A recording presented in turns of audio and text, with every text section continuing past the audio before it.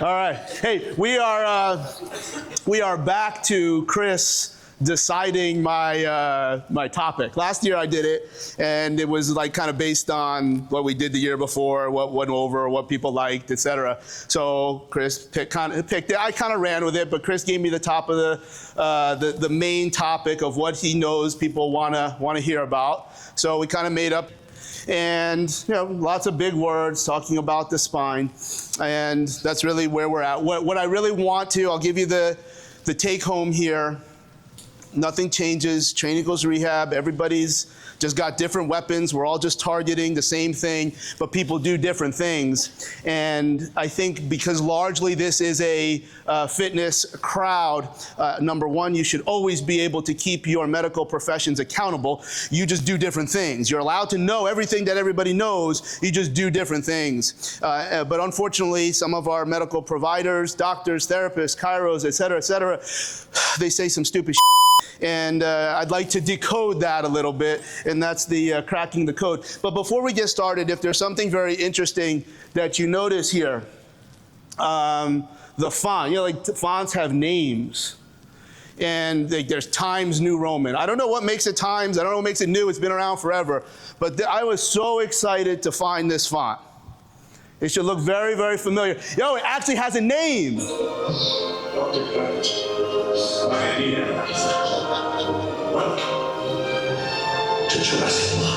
It's called Dino-Rassic. This is the cool, so throughout this entire study, when you see a font, it is what it will be, because I like dinosaurs, and I'm allowed, but one of the things that when you get older, when you get older, people don't really ask you anymore, like, what's your favorite dinosaur? So in case you're wondering, this is really not gonna go well. It's Dreadnoughtus. If you remember him from last year, we talked about getting long. He's like kind of number 2 or 3. Titanosaurus is bigger. Argentinosaurus from Argentina. But this is guy. Dreadnoughtus means fear nothing. So I'm just gonna stick around here. What else? Like my favorite Funko is right here. That's if you ever see me in a podcast at my desk, it's over my right shoulder. I was so excited to find that one. It's very, very rare. But I actually have the real thing. True story. Many people in this building have been in that truck. True story, true story. All right, what else? 120 miles off the western coast of Costa Rica. That's from the movie. You might get more than 6 movie quotes. Got married there, okay? Goddamn what that thing cost. I have the letters still. I have the letters. I don't have the gate, but it was actually in Paramus, New Jersey, not really Costa Rica. Anyway, let's talk. We'll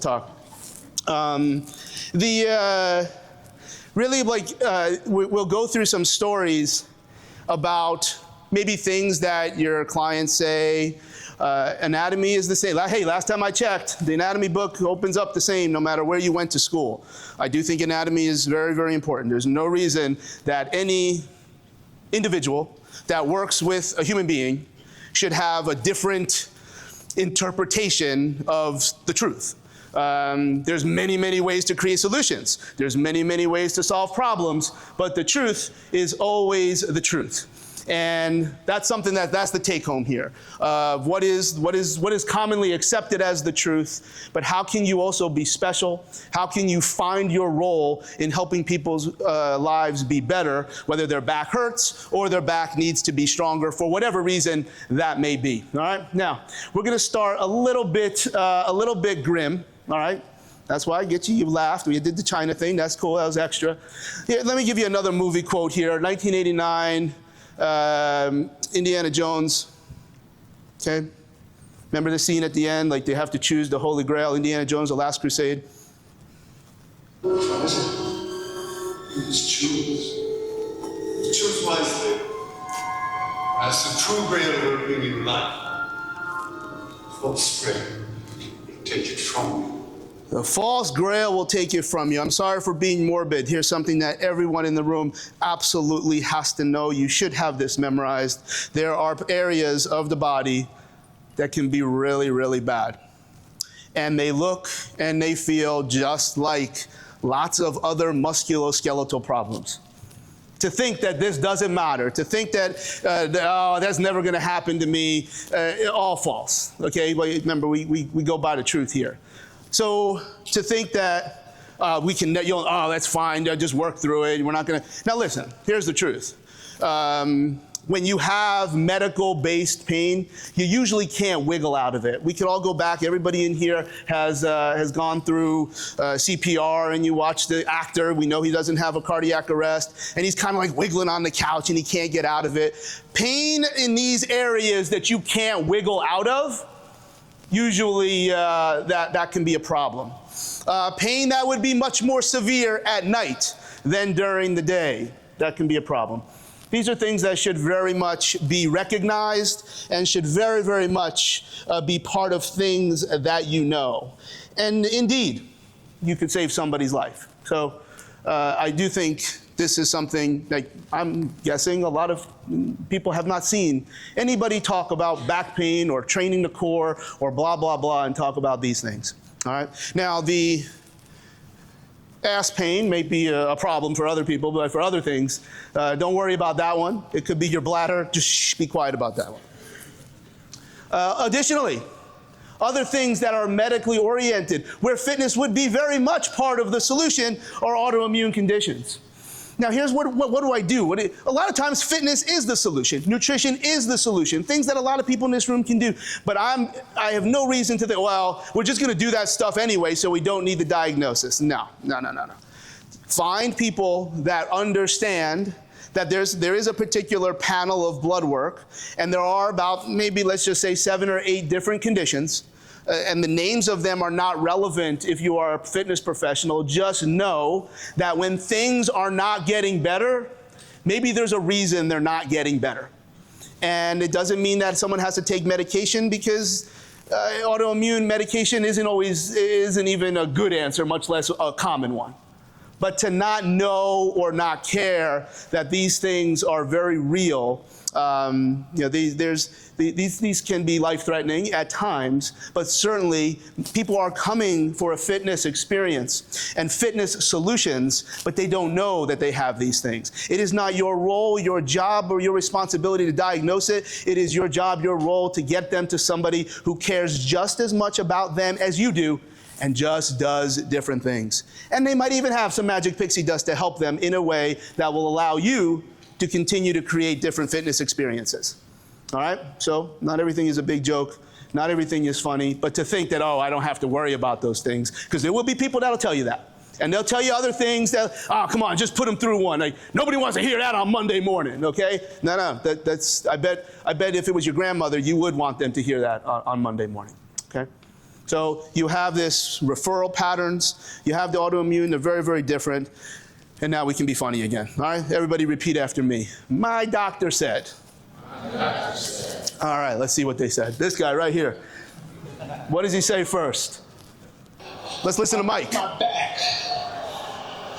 What do you mean by that? My back is broken. A vertebrae or spinal. Yes. Now, I was talking to Sam before. I'm going to say this, like, Mike's from Brownsville. I was not born in Brownsville, but I was born in Brooklyn, so I can talk like that if I want to, okay? So, people, I can't train, I can't do this, I can't do this. My physical therapist said I shouldn't do this because I have a fracture in my spine. So let's talk about this. Let's talk probably exactly what explosive rotary athletes will often get, as well as big giant power lifters that maybe I used to be kind of like that, kind of sort of. Anyway, if it is a compression fracture, they are likely not in your hands when it looks like that. Likely. You will find older folks that have active compression fractures. It probably doesn't look like this cartoony picture. If someone falls off of a ladder or et cetera, but if someone is robust, the likelihood that they will fracture a spine, it is probably from a lot of work-related injuries, but you'll find for obviously our older folks, particularly women, that have bone density issues that we know training is going to solve. This is the reason training is useful, so we don't land in some of these conditions. Now that looks crazy. So the likelihood that somebody would be in your command While they had to deal with this, not very, very likely. It's a bone just like any other, and it would heal in time. And often bone will require some degree of immobilization. Very difficult to immobilate? Not a word. Truth? No.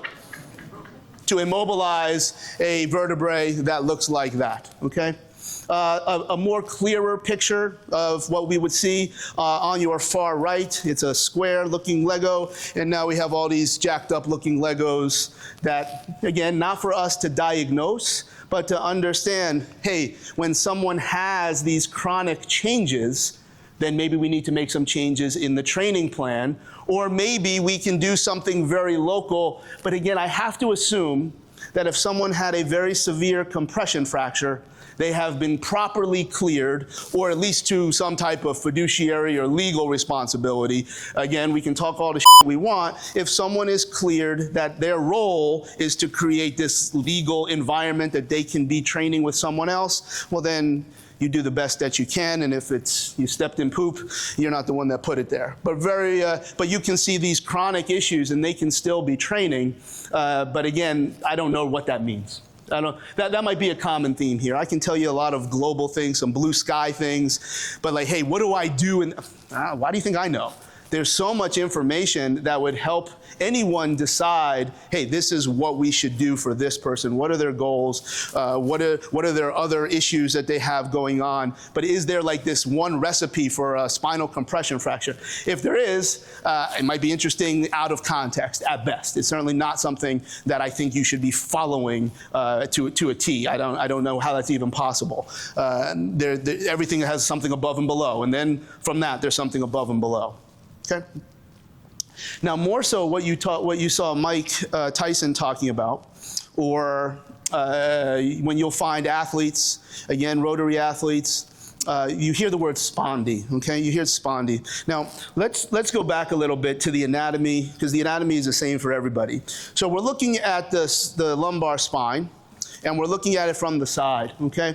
And there's a number, when you say spondy, which is things that we have heard, well, there's actually 3 different types of spondies that we need to talk about. But let's talk about the anatomy first. So who's got 2 people that are together here? I don't mean like together, but let me have 2 people stand up. Come here.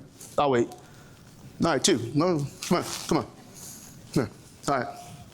So that's 1. 2. This doesn't have to be that hard. Okay, stand facing me. All right. Good. Come here. Go like this. Hang out. What's your name? Jaden. Back to what's your name? Drew. Drew and Jaden. All right. And your arms are going like this. Cool? All right. Give me another person. They're going to learn better than all you, so what's your name? Brent. It would have been cool if it started with a J. Can we call you Jack? Yeah, sure. Jackie. Jackie is better. Okay. Jackie, Jaden, and Jay. And Drew, with not a J, but it sounded like it. All right, cool. Good. That's all I need. I need one more person. You really have to do it. You just got to stand here. And Brody, what is it? Jay. There's no J. My middle name is Jack. Jay. All right, good. All right, now. All right, so hey, front of the vertebrae. Now, there's all sorts of guts and stuff in here. So we can't really get to Drew, all right? That's why compression fractures happen from top down. So he's the body of the vertebrae. He's up in front. There's ligaments and all sorts of stuff, but he is relatively protected. That's where you see L3, L4 in that scribble, all right? But we're looking at it a little bit different. Now, here, Jaden and Jack. All right. They are creating this tunnel that lives in here in the middle. And they have names, don't worry about it, all right? But this tunnel exists because inside this tunnel is a spinal cord. I'm a fucking spinal cord, okay? All right, I'm the spinal cord. You're gonna remember that. Now, here is where Jackie has these fractures. Now, Jack's middle name, Brody, right? Yeah. Brody, are you from LA? No, not that Brody. No. All right. You don't look like him. Me neither. All right. This is the spinous process. So this can fracture sometimes too, and that's all the way in the back. But now, in certain situations, like if Mike Tyson is swinging hard, or Dylan Cruz, I just started to consult with him on the Nationals, 109 miles per hour exit velocity. If you create enormous contact and you are extended a little bit, come with me guys, ow, fracture. That can happen, okay? That can happen. Thank you guys, thank you guys. We're gonna do that again later with somebody else, so. Now, 2 out of the 3 spondies that your clients are telling you are just like that. But there's one spondee that's not like that at all, and it's called spondylosis. Spondylosis, if you happen to see this on a piece of paper, an image or a physical therapy prescription, I don't know why you wouldn't have that. Again, you know my gimmick. I don't know that you do anything really different than a physical therapist. The rules don't really change. Spondylosis is just a fancy way of saying a beat up old spine. Means nothing. Means absolutely nothing. You want to call it arthritic spine, you win. You want to call it degenerative disc disease, you win. You want to call it degenerative joint disease, very, very different than degenerative disc disease. All the same, all the same. Spondylosis is not a big deal. Spondylosis, now if someone has back pain, which we'll get to, something different. But from a dangerous, oh my God, we need to kind of hit pause on all this, spondylosis, not a concern. Now, the pars, which is where Jackie was, that is very often where you will see these types of fractures. Many people in this room have them right now, and they don't know they exist. It doesn't only have to happen from this excessive extension with load, because this one would be considered just a stress fracture. And if something is a stress fracture, that means before it was a stress fracture, it was a stress reaction. And a stress reaction, kind of like my back hurts. And they might have decent enough movement. Can their joints get into the right positions to absorb and adapt to stress? You have done your responsibility to say yes, and you train through this. Just don't let it get worse, okay? This one is when the stress fracture actually creates space, and this part, Drew drops a little bit forward. And that in itself is not a death sentence. But when you start to hear, my doctor said, or the patient said, I ain't doing nothing because I have a broken back. Like, I actually have a fracture in one of the other parts of my neck from doing, anybody know what a swanton is? Okay, so like it's a professional wrestling move. I can still do some cool things. But like you're allowed to have a fracture and it just heals. Like it's okay. So these are not terribly things to worry about, and many people can have these things. You can train to improve the stabilization that created that environment that we saw with our guys, if you have decided that that is what caused these fractures. But they are not death sentence. This is not it. But I do want you to be very, very clear in what I am saying. I am not giving you permission to do whatever you want for something that you want to continue to train through. I am giving you information so you can make better decisions, likely with other people that know other things than you that would very, very happily work together with you. Just pick the right people. Just please. For all of you that didn't raise your hand that have heard me speak before, it will never, ever change. Just pick the right people. You don't just go to a physical therapist down the street. You don't just go to a doctor because they're in network and they're convenient for you. Pick the right people. Just like you would build a team at your workplace. This is the team that's going to work for your client so they can continue to train and make you lots of money. A broken back does not mean the end of the world.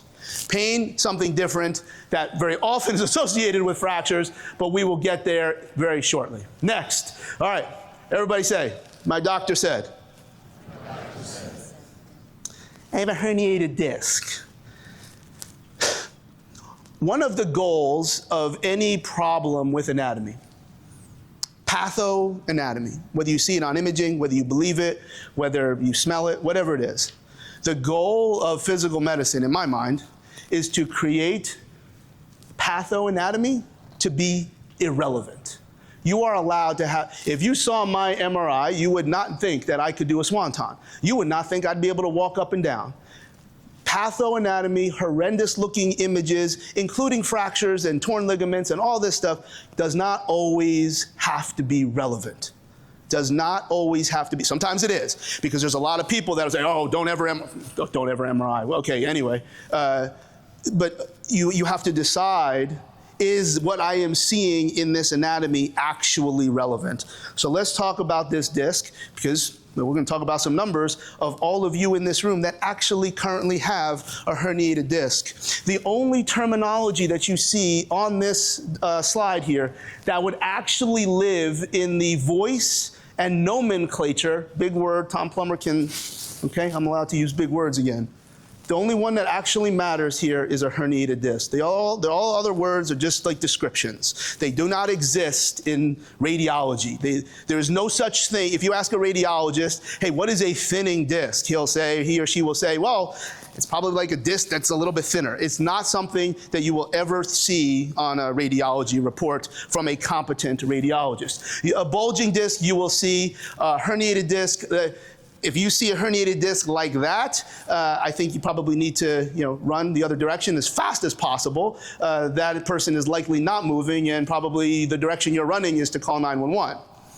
Degenerative disc, again, incredibly subjective. A normal disc, maybe you would see that on an MRI. But many of these different things have enormous pain, and some have no pain. So just because you have a disc on imaging, because the first person your client or your patient went to was to get imaging, that doesn't mean that's their problem, and it doesn't mean that that's their pain. What it does mean is that you have a herniated disc. Facts do not have to be relevant. That is a very, very important thing to say. Facts do not have to be relevant. I am wearing 1991 Bo Jackson Air Trainers and a very, very rare copy of the Kansas City Royals.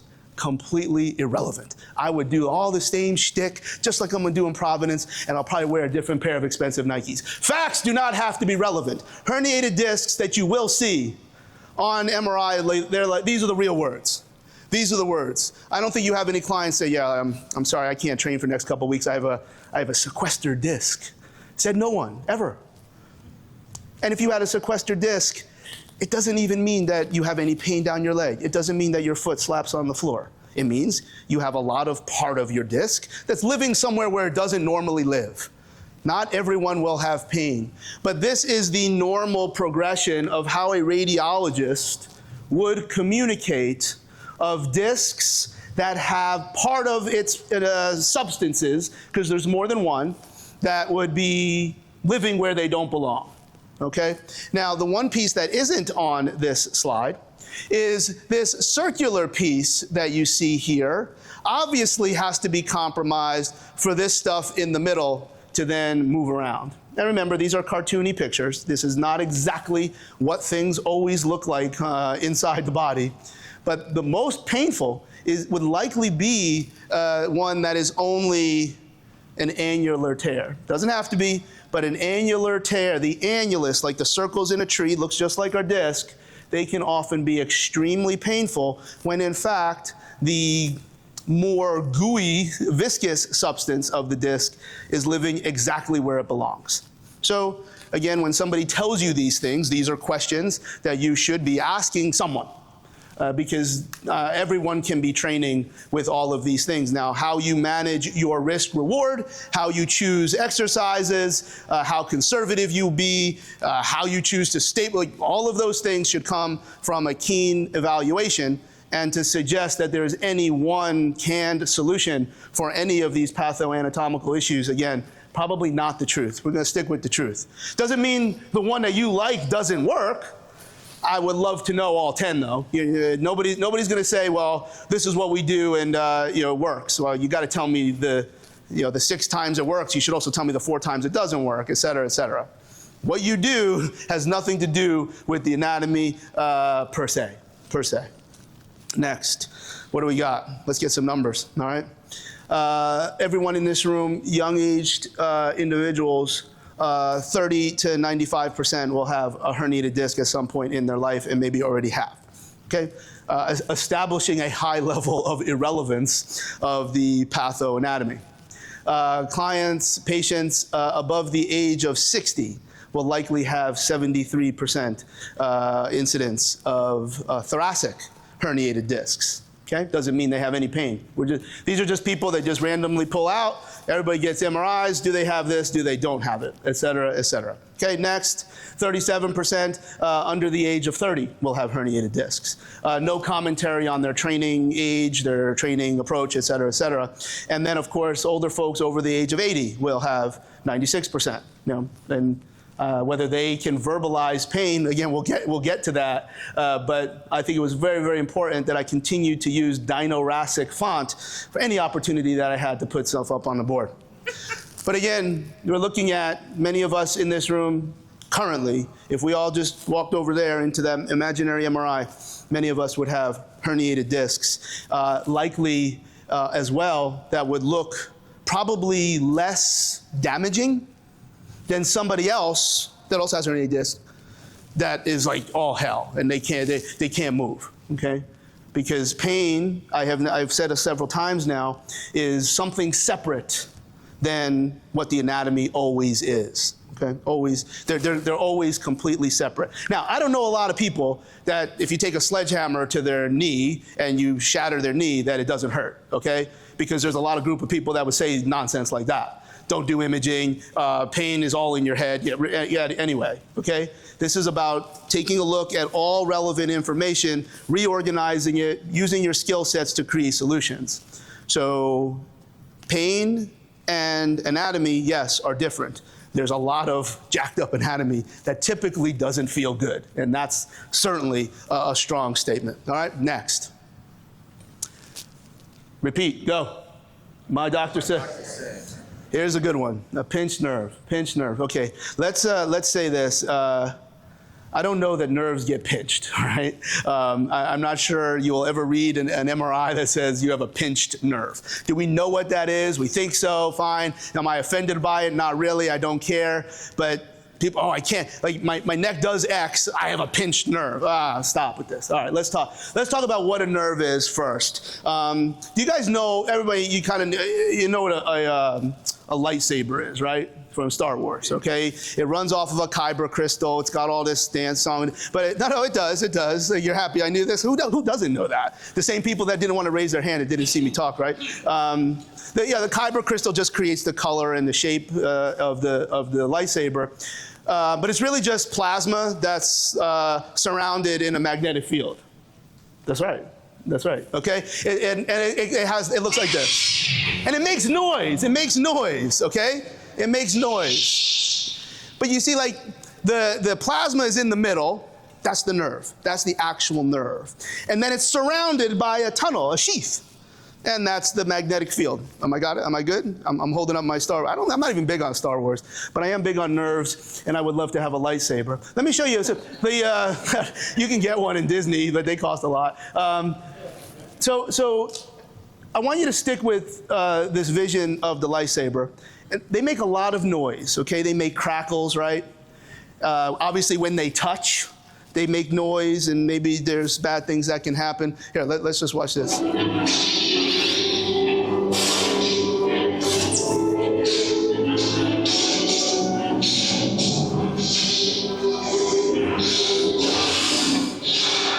All right. All sorts of noises and sounds. And the one that I want you to focus on, think of, like, if you just hold it like that first one, and it just sits there, it makes noise. And if you look really, really closely, it kind of has like these little, because it's energy, it kind of sticks out. That's what a nerve is. A nerve is a lightsaber. A nerve, when you get really, really close to it, it thinks you're touching it. It thinks you're touching it. What's your name? Steve. If Steve is a nerve, because he's not a lightsaber, if I just get like this, and then if we're both lightsabers, it starts to go, but then when you get really, really close, when nerves get really close, they start to talk. You right? That's what it made sense, right? All right. So think of lightsabers don't have to touch to make the noise. And noise is when nerves start to bark. They don't necessarily have to hurt, but they're gonna start to talk, okay? So think of nerves, they're like lightsabers in a way, but they're also like garden hoses. Very, very similar thing. They're a big tube, okay? Now, I don't think nerves get pinched like this. Kyle, this doesn't happen. That's okay, I'm not pinching you very hard, right? Okay, I wouldn't do that to you, right? You came to see my talk. But so the plasma of the lightsaber goes through the garden hose. I know you all, this is exactly what you came to hear, right? I'm gonna go see Charlie, I'm gonna talk about lightsabers and garden hoses. If you stepped on the garden hose, nothing goes through. That's what happens to nerves. When anatomy gets where it doesn't belong, and it starts to take up space that the nerve is supposed to take up, the first thing that happens is it gets really, really close to the nerve and it makes that crackling sound like a lightsaber. And then the big foot steps on top of the nerve, and if the nerve is now totally compromised, then the electricity doesn't go through the nerve, and now you have a number of things that can be happening. So I don't think, if you just pinched the garden hose, I don't think anything will happen. If you compress it, something will happen. Think of this. Things can either be really, really close together like this, or they can be really, really far apart, maybe like a diastasis in your abdominals, which could also probably be part of someone's back pain, possibly, all right? So when someone tells you that they have a pinched nerve, number one, how do they know this? Was there any was there any physical examination from a competent physician, a competent physical therapist, a competent chiro? I mean, somebody that knows what they're talking about, that their skill set is. Now, I also know, especially we in Chicago, there's a lot of non-medical people that are very, very good at doing medical things. I get it.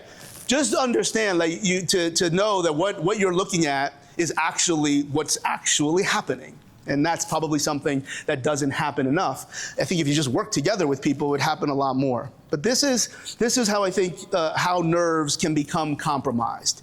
If nerves are, think of if that gentleman was stepping on that hose for like 3 years, and then he took his foot off the hose, it doesn't just come right back. Now that nerve, the hose would still be healthy by definition. It would still work, but it wouldn't work nearly as well. It would have to heal and then regain its shape. I don't know that can always happen with every nerve that's always compromised. Now, if he stepped on that with cleats and he ripped it up, and then all of a sudden that nerve was shredded, that's a problem. That's a big problem. And can nerves heal? Yes, it does take a very, very long time. And to think that you can't train through that, well, you probably need to use different exercises. But just think of last year. Anytime something heals and you don't give it the direction in which to heal, then it'll heal in some weird direction. So then when you want the nerve to get long, just like when you want the muscle or the ligament or the fascia or whatever you want to think of, when you want it to get long, it creates a signal to the brain that's very, very strange. And the brain doesn't always like strange signals. That's where pain can come in, all right? But I'm not sure nerves are always pinched. This is how I would look at it. And I do know you will not see a pinched nerve on very, very competent imaging. So let's say that person who has a pinched nerve in their back and they have pain down their leg and it looks like this and it's all hell, all right? So they can't touch their toes, they can't kick, everything is terrible. Now, there's certainly, I'm very favorable to medication. I don't argue with people who don't like it. If somebody has incredible pain, clearing out the basement with medication with a clear intent to use the medication and not let the medication use us, I don't think there's anything wrong with that. That being said, let's make sure the medication works. So if you do have somebody that they also tell you they took prednisone and their leg still feels like this, we have a major problem because prednisone should be creating a solution. If somebody's going to have an epidural, this should be gone, okay? Doesn't mean it doesn't come back because no one ever solved what was causing it. But medication, I would tell you medication should work 100% of the time, unless maybe you're allergic to the medication, which can obviously happen. Unfortunately, you're not going to know about it until too late. I don't know anybody that knows they're allergic to peanuts until they have a reaction. Anyway, but my point here of this does not have to be anything to do with the nerve. In fact, I'm not even sure this list is exhaustive. All of those things, when I made up that list, I started to think of, hey, if I could write something down on a piece of paper, and then I typed it using diagnose type, what could cause pain down the back of your leg? And many of them have nothing to do with the nerve. Some have a lot to do with the nerve. Some would likely consider a surgical solution, which is also totally cool. Anybody who says surgery don't ever, hey man, good luck then, good luck. To discount any possible solution is a complete disservice. Every solution has costs, every solution has answers, but to think that you're not going to do that, and as a non-medical person to be telling that to somebody when you're wrong in the first place, ooh, that's a rough spot, that's a rough spot, okay? Rough spot. But all of these things can cause pain down the back of your leg. So if the pain is cannot only be from the nerve, then where does pain happen? So where does back pain happen? If I can have this, Charlie, you said the disc, you said the nerve was a lightsaber. What are you talking about? If the pain is not in my back, where is it? Well, I'm going to tell you, it's in your brain. The pain is in your brain. Again, that doesn't mean when Triple H takes a sledgehammer to your knee that your knee doesn't hurt. But you cannot verbalize that your knee hurts until the brain becomes part of this solution. So the brain, obviously the young man on the left, you know these guys? They have a song.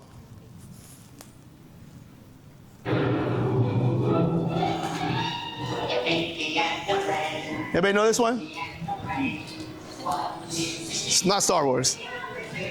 All right, all right. So brain is obviously on, and this is actually hilarious. They try to take over the world, believe it or not. That's what they try and do every night. That's part of the song that I didn't play. Pain is in your brain. It's all up in here, all right? So let me explain. So you're in the gym.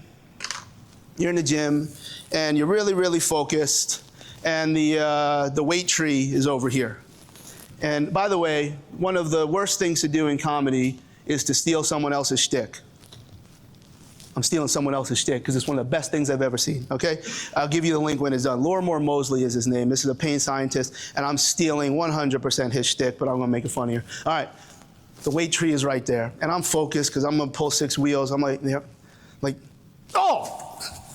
And I nail my shin on the side of the weight tree, and all of a sudden, like this time stops, okay? So what happens? Well, there's nerve endings in my leg that picked up something different that happened because I don't typically hit my leg on the weight tree. So there's a signal, there's nerve endings. They kind of move slowly, which is why sometimes you're not really sure what happened. And then all of a sudden, oh, okay? So the nerve sends a signal, and it gets a signal to the spinal cord. Remember I said before? I'm the spinal cord, all right? And I get to the spinal cord, and I find a neuron. What's your name? Danny. You knew you were going to be in this. I stopped right here. So the spinal cord sends a message to Danny. He's like, "What's up, Danny? You good? You good? Remember, I'm from Brooklyn. All right, Danny. I hit my leg on the weight tree. So I don't know what's going on here. I just know it hurts. Okay. So then Danny then sends this message up. The first place that Danny sends the message is the thalamus. The thalamus is kind of like in the middle of the brain. It's in the midbrain. So who wants to be the thalamus? I'll wait. Is it some thalamus? So tell her what happened. Tell her what happened. Yo, we just fucked her shin up. Don't talk to her like that. I can talk like that. You can't talk like that. Okay. All right. What's your name? Stacy. Stacy. So Stacy's the thalamus. So the thalamus is like, okay, they're like this control center. They're gonna start you like mobilize things. You're like starting to grab people, all right? But you're not sure. You're not sure what happened, all right? So you are going to then send this message to somebody in the back. I'm gonna come find somebody, all right? And you're gonna send the message to the posterior parietal cortex. You're the thalamus now. You know who that is. Okay. Okay. And you're gonna ask back there, the parietal cortex. Has this ever happened to us before? Go ahead. Has this ever happened to us before? Where's my parietal cortex? Mrs. Parietal cortex, has this ever happened before? Yeah. Yes. I want you to tell somebody up front, because this is in the frontal lobe, where the frontal lobe creates emotion. So I want you to, lefty, righty, just throw a peg up front and tell the frontal lobe, did this happen before? Yes or no? Just so who's the frontal lobe? Right there, Drew. Drew is all he also looked like the body of a vertebrae. So yeah, he's double dipping. Tell him. Has this happened before? Yeah. No, you already know it happens before. So yes, this has happened before. So now, hey, then you're going to remember, since it's happened before, is this bad? So you're going to tell me, just walk it off and everything will be fine. All you did was hit a weight tree. Walk it off. All right, so I'm good. So that's after, like, during that period of time, what I wasn't sure about right away, like, because I didn't know, because it was this process has to happen for me to know, is this supposed to hurt or not? Okay? Obviously, we can do that many, many different ways, but if at some point this is new to me and I don't know what's going on, that's when pain hits. That's when pain hits. It has nothing to do with the weight stack. It has nothing to do with my shin. It has to do with what do I believe happened. Now, everybody in this room is different. Many of you know where I used to show up to work. Trust me, it's very, very different. What you believe. What you believe. Because the brain, this is all happening in like 0.09 milliseconds. What you believe is what will tell you hurts. So now if we go back to somebody that has pain down the leg and went to some idiot that told them they had a pinched nerve, never even did an MRI. They now believe. So when this conversation happens and they're like, oh my God, and like, I go over here and I tell the nerve, and then it gets to the thalamus. I don't need that. And then I do need it for them. Yeah, you'll watch it on the Perform Better app, and it'll look like this. All right. Okay, but now the thalamus is like, okay, we're ready. So then they tell the posterior parietal cortex, have I been here before? Yeah, and oh, by the way, your doctor said you're screwed. So now the frontal lobe, Drew, also looks like the body of a vertebrae. He says, dude, you're done. You will hurt. And then all sorts of wacky stuff happens. So now, if you believe that something's not supposed to hurt, I've been with dudes that they ruck 40 miles, and then get, with their foot slapping on the ground, no, my back feels fine. And, sometimes, yes, we are allowed to say different cultures and different genders have different beliefs of what things should hurt and how you're supposed to act in front of other people. All of that has everything to do with pain, much, much more than a pinched nerve that doesn't exist. Okay? So the biggest issue that I think we can probably solve is cutting off people's internet. Because if you look the shit up and you get, because that's what they believe. That's what we believe. By the way, we're all none of us are so tough that we're not. This doesn't matter to us. It matters to every single one of us. So, who haven't I messed with? You were smiling before, so I think you'll be good. So, Sheena, what's your name? Nelly. Nelly knows this is, we're laughing. I'm gonna probably try and do something funny. But right now, Nelly has no option, none, zero whatsoever. Her blood pressure just went up by 10.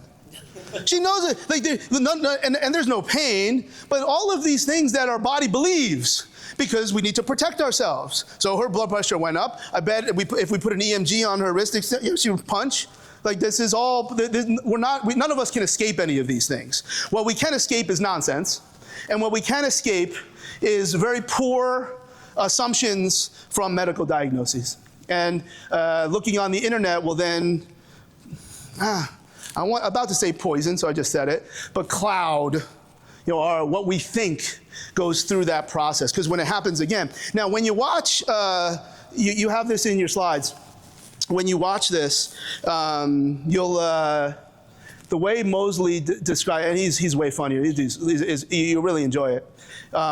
He says he's walking in the woods and he feels a branch. He goes through the whole gimmick, and then one day he gets bit by a snake, and he kept walking because his brain did not think it was something serious. So he kept walking, and he survived some brown snake bite because it just felt like a branch that was riding up his leg.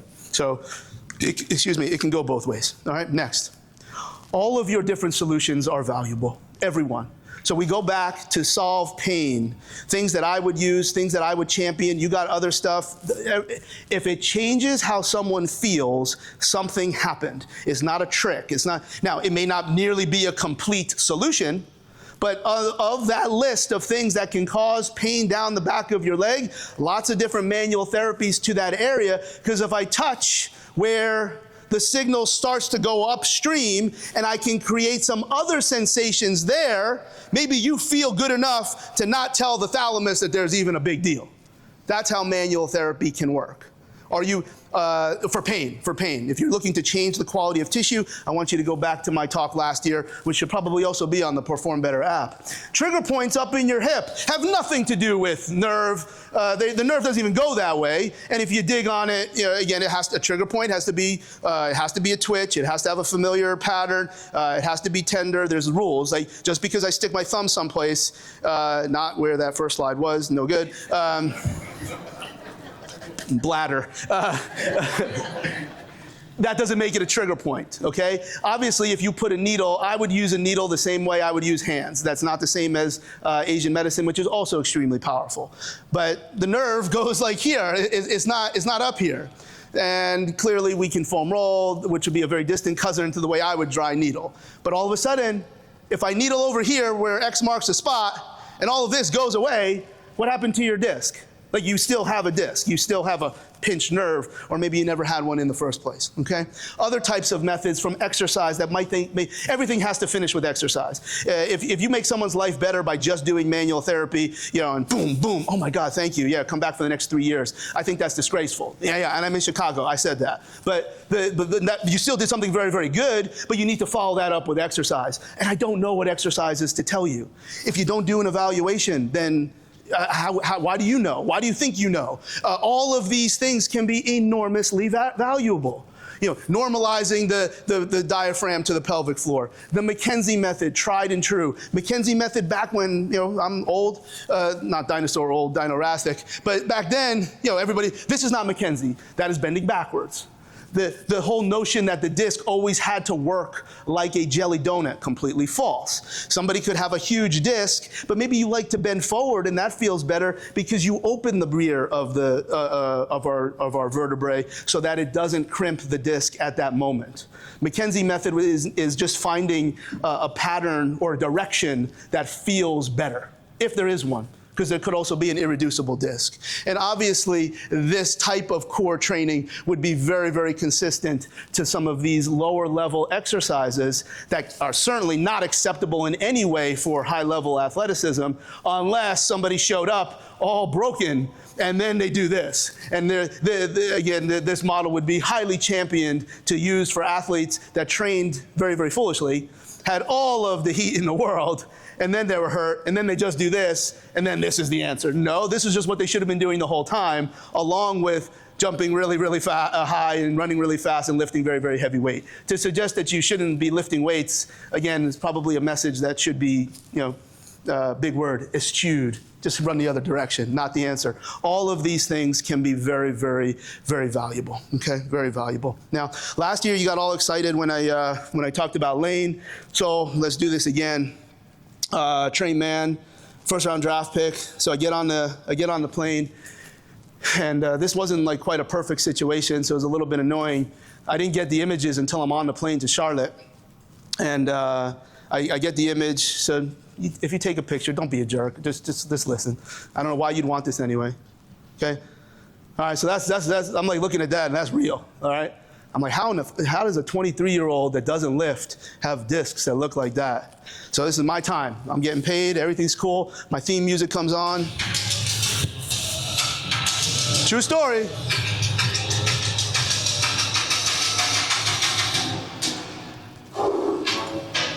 Because I need to make that disc irrelevant.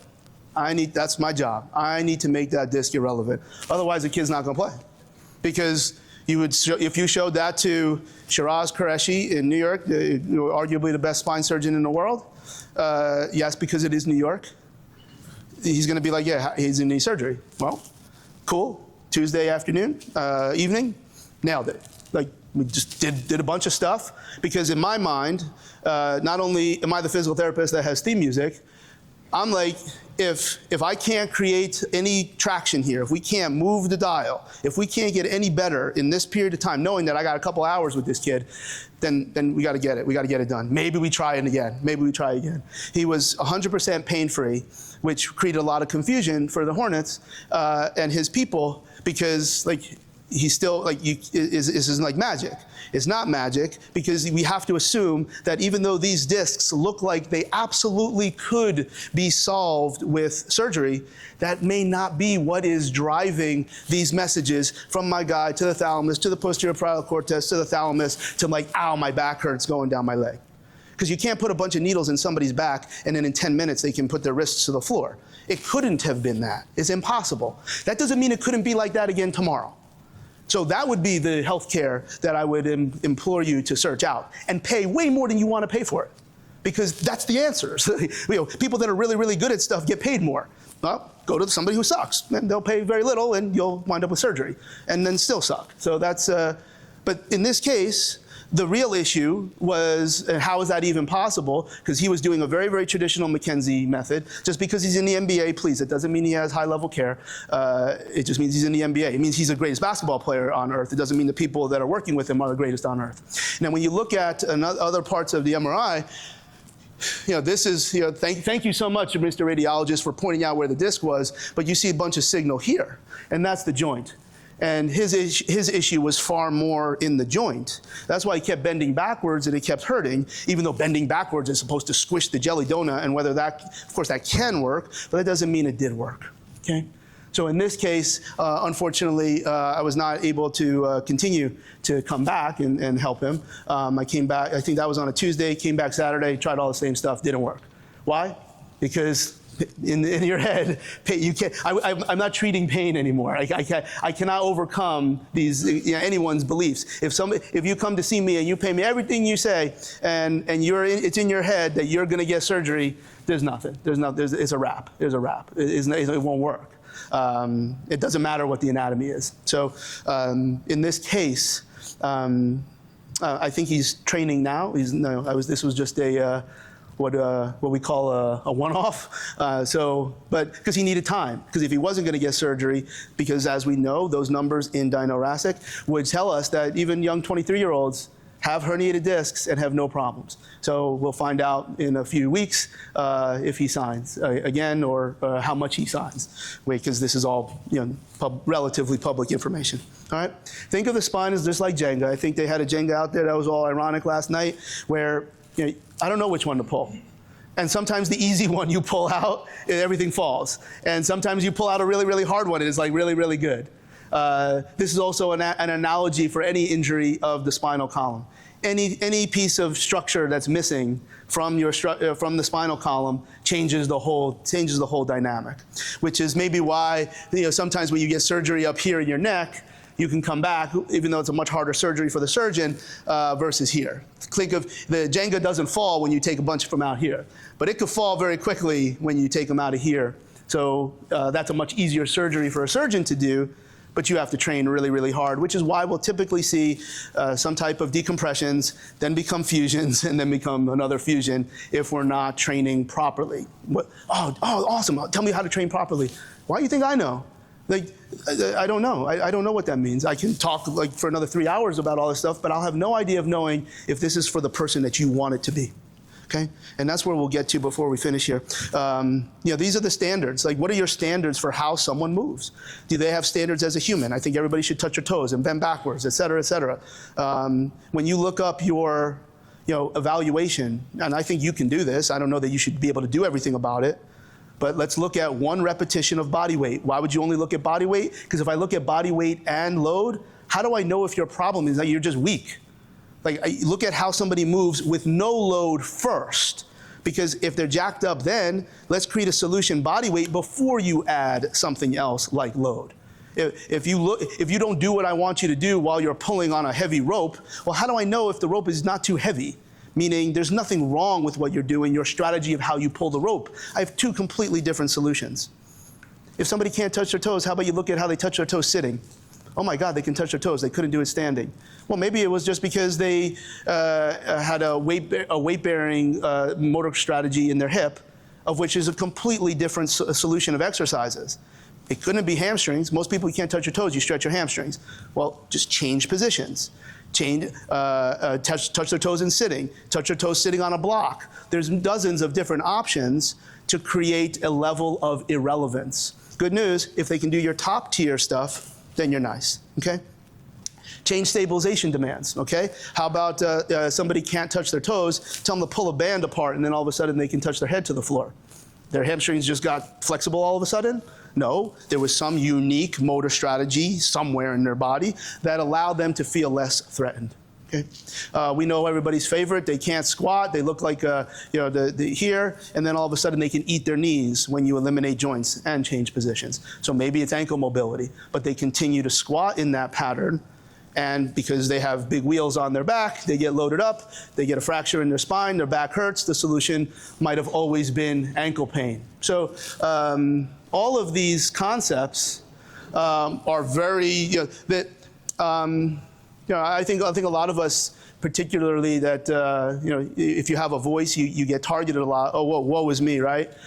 Charlie's an FMS guy. I'll let you know, I don't think I've done an FMS since 2018. But I do this with every single person, okay? So, because there's no way to do an FMS without this. There's no way to do an SFMA without this. These are the core concepts. So if you have a better way, good luck with that, by the way, but if you have another way, these are the concepts. These are the concepts. Where look at things from a body weight first. Then, if you see everything that you want to see from can joints get into the right positions to absorb, adapt to stress, but they still have pain and they still have a problem, that's when you look at load next. That person is likely weak. Or they have some kind of unique strategy, but only use that strategy when there's some type of external load, okay? I've gotten a lot more victories by championing FMS with a slide like this than just putting red letters up there. Then y'all hate me, because you don't. But this is. I should like hit the slide and be like, oh, gotcha. Like this is exactly. And then also too, man, Charlie, they don't ever explain it like you. Okay, like wait, I don't have FMS on my label.